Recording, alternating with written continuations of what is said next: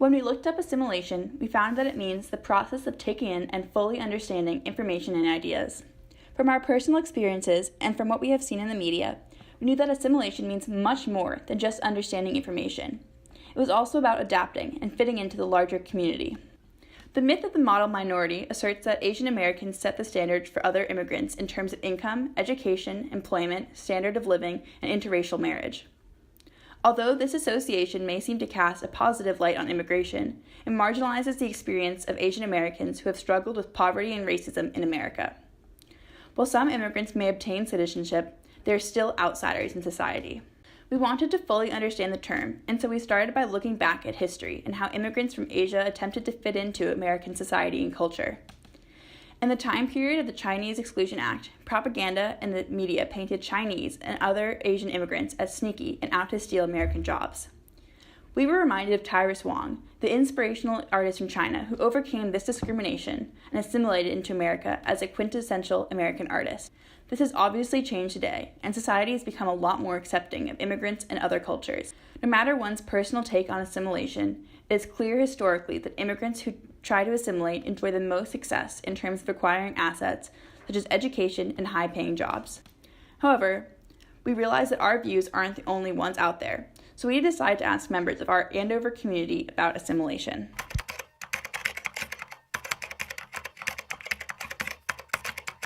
It's not about forgetting your original culture, but adopting the customs of the country where you just came. And so just be part of the society in which you immigrated.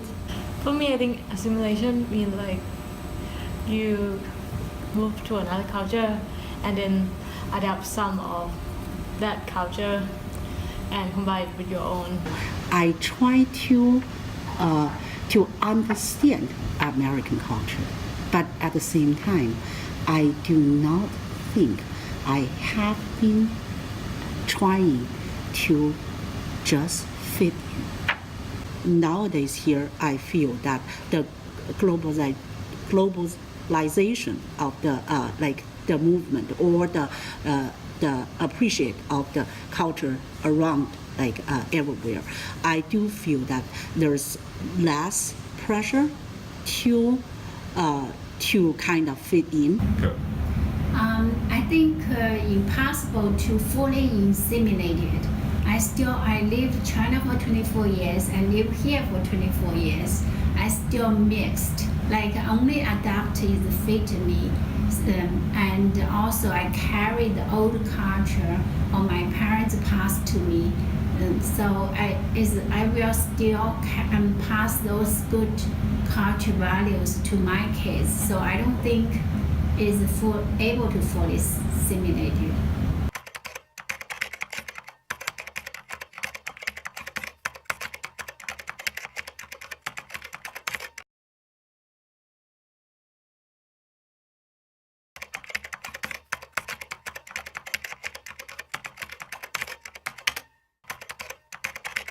And I think that assimilation can be positive as long as you keep your original values and you just add some more values to your original background and your original being and culture.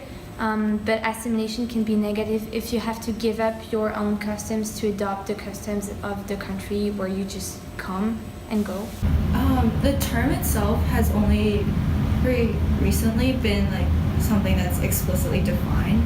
I guess other aspects I've heard is that Asians are supposed to get very good grades and then sometimes it makes my own hard work feel somewhat invalidated because that's not always the case and I'm still working hard and it's not fair to have that sort of taken away from me because of that supposed stereotype. When I was a graduate student, at that time, around me, almost all of my American friends, in some sense, they were amazed by how much intellectual level we brought into the American society, but they were also use a word here is you don't know how to enjoy life. So we were marked as hardworking group, but don't know life at all, just work.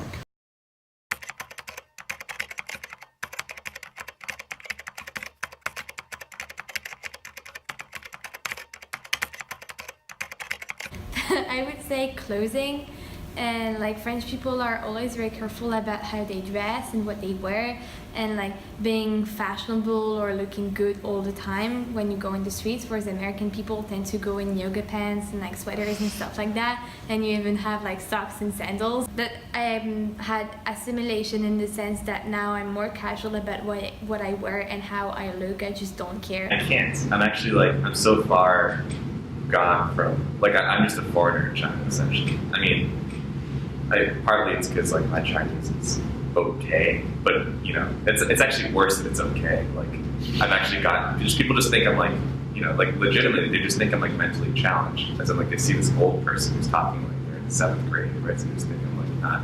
As expected, assimilation isn't as simple and clear-cut as the original definition would suggest. The definition of assimilation has drastically changed over time, and we found that assimilation could not be simply defined by a short phrase, but required much more than that to fully understand. To begin with, we learned that assimilation meant finding a balance between two cultures. Many Asian American students expressed that in their efforts to adapt to Andover, they've adopted some aspects of American culture while trying to maintain their own experiences. Instead of fitting themselves into the dominant culture, they found ways to fit part of the dominant culture into themselves. All of the people we interviewed could remember a time when they were exposed to some kind of direct discrimination because of their race. Although many of these discriminations are not blatant and are sometimes done unconsciously, we found that Asian Americans are always aware of these inevitable biases that make assimilation difficult. While each Asian American we interviewed came from a unique background in a different country of origin, they all agreed that assimilation meant maintaining their Asian heritage while also welcoming new aspects of the dominant culture. However, in order for them to fit our expectations for Asian Americans, they must remain foreign. These shared values between Asian Americans promise for a distinct and compelling identity in the future.